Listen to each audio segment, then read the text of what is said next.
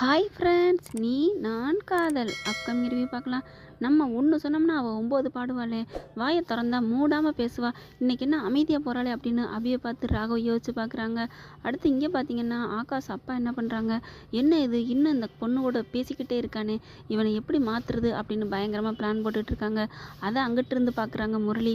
என்ன மாமனார் ஏதோ பண்ணிக்கிட்டு இருக்காரு, இவர் மனசை நம்ம ஏதாவது சொல்லி மாற்றுவோம் அப்படின்னு பக்கத்தில் வந்து, என்ன மாமா புலம்பிட்டு இருக்கீங்க, என்ன மாப்பிள்ளை பண்ணுறது, இன்னும் அந்த ஒன்றுமில்லாத சிரிக்கவே இவன் நினச்சிக்கிட்டு இருக்கான், எப்படி பிரிக்கிறது, நம்ம பொண்ணுக்கு ஒரு பார்த்து வச்சுருக்கேன், நம்ம பையனுக்கு ஒரு பொண்ணு, நல்ல இடம், நல்ல நம்மளை பையனை பற்றி எல்லா தகவலையும் நான் அவங்ககிட்ட சொல்லிட்டேன், சரின்னு சொல்லிட்டாங்க, என்னப்பா பண்ணுறது. ஒன்றும் இல்லை மாமா, நம்ம வீட்டில் வச்சு நிச்சயம் பண்ணால் தானே ஏதாவது தப்பாக போயிடும், கோயிலுக்கு அவங்கள வர வச்சு ஆகாசையும் கூட்டிகிட்டு போயிடுவோம், ஏதாவது சொல்லி அங்கே வச்சு நிச்சயம் பண்ணிடுவோம். அவன் முடியாதுன்னு சொல்லிடுவேன் மாப்பிள்ளை. என்ன மாப்பிள்ளை நீங்கள் சொல்கிறீங்க, அட மாமா இருக்கவே இருக்குது நெஞ்சு வலி நாடகம், நெஞ்சு வலின்னு சொல்லிடுங்க பார்ப்போம் பயப்பில்லை என்ன பண்ணுறான்னு. சரி மாப்பிள்ளை நீங்கள் சொல்கிற மாதிரி பண்ணலாம் அப்படின்ட்டு கோயிலுக்கு போகிறாங்க.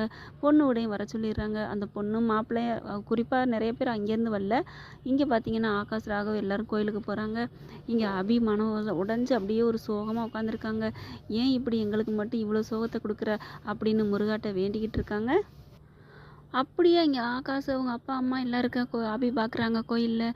என்ன இது அப்படின்னு சொல்லி பக்கத்தில் போய் பார்க்குறாங்க. அங்கே இருந்துட்டு அங்கே கல்யாணம் நிச்சயம் ஏற்பாடு பண்ணுறது தெரிஞ்சிருது. ஆகாஷ் பயங்கரமாக கத்துறாங்க, யாரை கேட்டுப்பா இந்த முடிவு எடுத்தீங்கன்னு. டேய் யாரடா கேட்கணும், நீ ஏன் இப்படி பண்ணுறேன்னு எனக்கு தெரியுது அப்படிங்கிறாரு. இல்லை முடியாதுப்பா, எனக்கு இந்த நிச்சயத்தில் கல்யாணத்தில் நிச்சயம் உறுதியே இல்லை, என்னை பற்றி தெரிஞ்சு எப்படி நீங்கள் அந்த மாதிரி கூட்டு வர போச்சு, பொய் சொல்லி நாடகம் அடிங்க கூட்டு வந்திருக்கிய அப்படின்னு தாமதம்னு குதிக்கிறாங்க.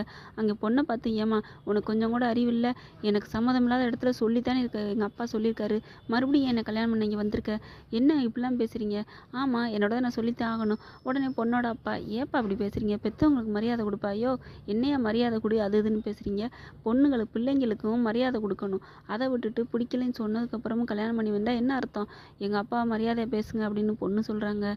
மரியாதை பேசணும் தாம்மா, எனக்கு உரிமை இல்லை தான், அதுக்கு எங்கள் அப்பாவை தான் சொல்லணும், அப்பா முடியவே முடியாதுப்பா அப்படின்னு சொல்லி பயங்கரமாக பேசிகிட்டு இருக்காங்க. ஆனால் அபியை பார்த்தோன்னே முரளி எங்கேருந்து எஸ்கேப் ஆகிடுறாங்க.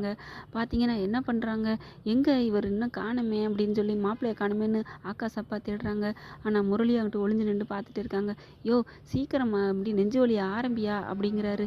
பார்த்தா பேசிகிட்டே இருக்காங்க. எப்படி பேசுகிறேன் பார்த்தியா, எனக்கு நெஞ்சு வலி வந்துருச்சே, எனக்கு அப்படியே நெஞ்சை பிடிச்சிட்டு கீழே விழுகிறாங்க ஆகாஷ் அப்பா.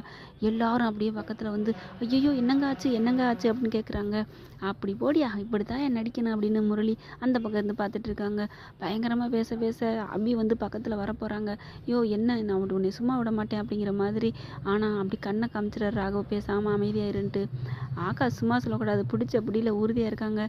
உங்களுக்கெல்லாம் சாதாரணது தான், நெஞ்சு வலியெல்லாம் உங்களுக்கு வராது, நீங்களாம் எமோஷனல் ஆகிறவர, அதனால் கொலஸ்ட்ரால் இருக்கும் சரியாக போயிடும் அப்படி இப்படின்னு சொல்லிட்டு இந்த கல்யாணத்தில் நான் ஒரு நாளும் சம்மதிக்க மாட்டேன் அப்படின்ட்டு அங்கேருந்து கிளம்பிடுறாங்க. என்ன இந்த தம்பி கொஞ்சம் கூட மதிக்காமல் போகுது அப்படின்னு பொண்ணோட அப்பா சொல்லிக்கிறாங்க.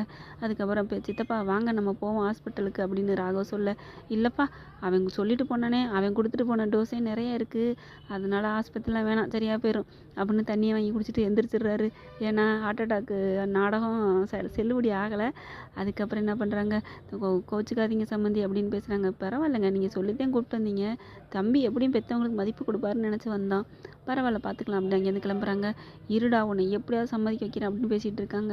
அப்படியே ஆகாஷமாக விடுங்கங்க, எப்படியும் அவனை நம்ம சம்மதிக்க வச்சிருவோம் அப்படின்னு பேசிகிட்டு இருக்கல. எல்லாரும் போயிட்டாங்கன்னு தெரிஞ்சதுக்கப்புறம் அங்கே வராரு முரளி. அட போயா எங்கேயா போனேன் அப்படிங்கிற மாதிரி பார்க்குறாங்க ஆகாஷ் அப்பா. அவர் முரளி என்ன பண்ணுறதுன்னு தெரியாமல் தவிக்கிறாரு. வீட்டுக்கு போன அபி வீட்டில் உட்காந்துட்டு அழுகுறாங்க. மறுபடியும் கடவுள்கிட்ட வணங்குறாங்க. ஏன் இப்படி எங்கள் அக்கா வாழ்க்கையில் கெடுக்கணும், எங்கள் அக்கா பாவம் இல்லையா, அந்த ஆகாசை பிரிச்சிடாதீங்க அப்படின்னு முருகட்ட வேண்டுறாங்க. நாங்கள் ஏன் இப்படி எங்கள் அப்பாவுக்கும் ஹார்ட் அட்டாக் வரணும், என்னை ஏன் இப்படி தொந்தரவு பண்ணுற கடவுளே அப்படின்னு சொல்லி வேண்டி வேண்டி வேண்டி வேண்டி அழுதுட்டு இருக்காங்க.